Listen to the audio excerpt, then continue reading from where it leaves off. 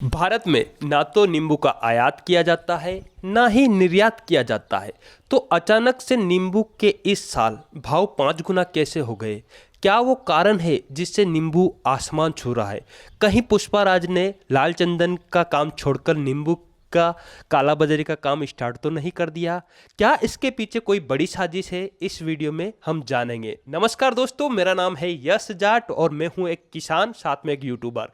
आज की इस वीडियो में हम जानेंगे कि क्या वो सच्चाई है जिसके कारण नींबू के 5 गुना रेट बढ़ चुके हैं। तो चलिए जानते हैं। सबसे पहले हम जान लेते हैं कि भारत में नींबू की खेती कितने बड़े पैमाने पर होती है। तो किसान भाइयों, नींबू की खेती 3.17 लाख हेक्टेयर में नींबू की खेती भारत के अंदर की जाती है। और यहाँ पर जो मुख्य खेती होती है वो उड़ीसा, तमिलनाडु, महाराष्ट्र, गुजरात में जो है नींबू की खेती बड़े पैमाने पर की जाती है। पिछले 2 सालों से नींबू किसानों को बहुत ज़्यादा घाटा जा रहा था, क्योंकि कोविड की वजह से नींबू की बिक्री नहीं हो पा रही थी। ऐसे में नींबू के बागान वाले जो किसान हैं उनको नींबू तुड़वा कर अपने खेत से बाहर फेंकने का जो लेबर खर्च था वो भी नहीं मिल पा रहा था। लेकिन ऐसा क्या हुआ कि इस बार नींबू जो है 300 रुपये किलो, 400 रुपये किलो तक चला गया। तो चलिए जानते हैं उन महत्वपूर्ण बातों को जिससे नींबू के भाव में तेजी आई।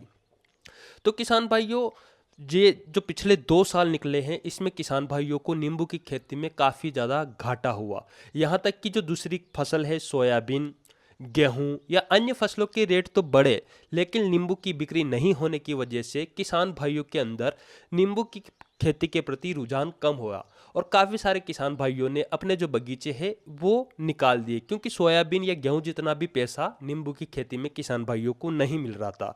तो ऐसे में कुछ कुछ जगह पर नींबू के जो बाग हैं वो भी ख़त्म हुए।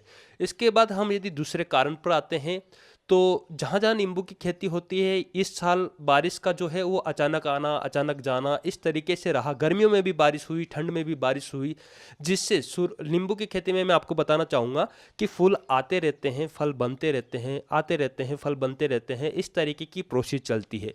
तो बारिश की वजह से जो शुरुआती फूल जो लगे हुए थे वो झड़ गए, जिससे शुरुआत में जो फल आना चाहिए था वो नहीं आ पाया।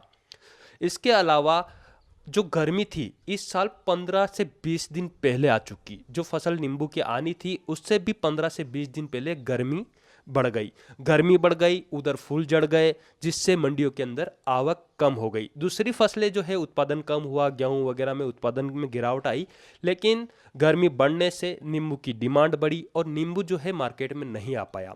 जैसा कि मैंने आपको बताया कि फूल झड़ने के कारण नींबू की पैदावार में गिरावट आई। तो हुआ ये कि जब शुरुआती मात्रा में जो नींबू की आवक हुई मंडियों में वो बहुत कम हुई। तो गर्मी बढ़ने से वहीं पर लोकल मार्केट में जहाँ जो राज्य है या जिले हैं वहीं पर नींबू की खपत होना स्टार्ट हुई। अब खपत होना स्टार्ट हुई, नींबू की आवक कम थी, उत्पादन कम था। तो ऐसे स्तर में जितने भी किसान भाई ये है उन्होंने जो है नींबू बाहर नहीं बेचा, वहीं पर उनको अच्छे रेट मिल रहे थे। और बाहर नहीं भेजने का एक कारण ये भी है कि लगातार डीजल और पेट्रोल के भाव बढ़े। ऐसे में डीजल पेट्रोल के भाव बढ़ते हैं और पूरी गाड़ी यानी कि 1 ट्रक 2 ट्रक लोड नहीं होता है, तो कोई भी किसान भाई अदर मंडियों में अपना माल सप्लाई नहीं करते हैं। डीजल बढ़ने से जो ट्रांसपोर्ट का खर्चा है वो बढ़ा और आवक कम होने की वजह से लोकल मंडियों पर ही जो माल है वो सप्लाई हुआ और वहीं उठने लगा।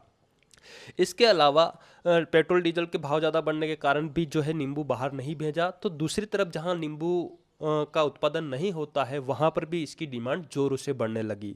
इसके अलावा पिछले 2 सालों में कोविड का इतना असर रहा कि जितने भी लोग हैं वो अपने शरीर के प्रति सतर्क हुए।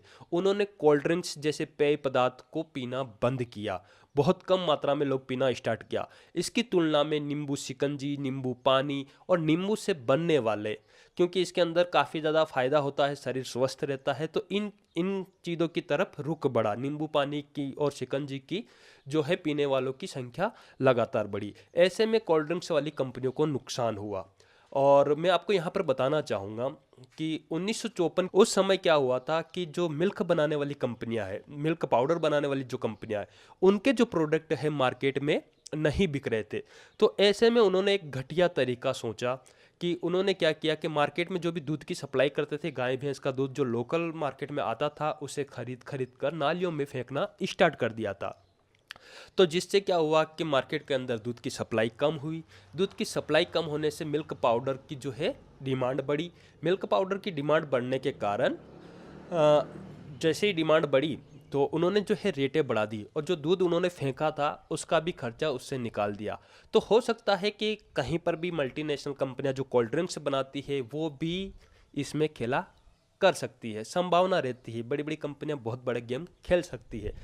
कुल मिलाकर हो सकता है कि उसकी भी कालाबाजारी की गई हो। लेकिन अब जो है सेकंड जो फूल तैयार हुए उससे जो फल आने वाले हैं वो 15 से 20 दिन के बाद स्टार्ट होने वाले हैं, उनकी आवक लगातार हो रही है, जिससे जो नींबू की है प्राइस लगातार अब धीरे धीरे नीचे आ रही है। यानी कि सामान्य जो प्राइस चलती है गर्मियों में 80 से 100 रुपए किलो वो आ रही है।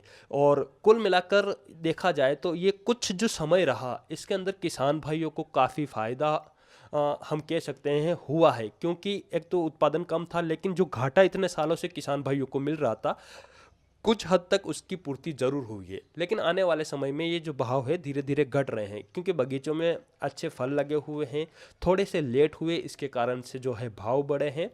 और निश्चित ही भाव बढ़ने भी चाहिए, क्योंकि नींबू किसान कितने ही सालों से परेशान है, दुखी है, उसको इतना ज़्यादा पैसा नहीं मिल पाता है। तो आज की इस वीडियो में ये कुछ पॉइंट थे जो मैंने आपको बताए हैं कि क्यों नींबू के भाव बढ़े, क्या वो कारण है।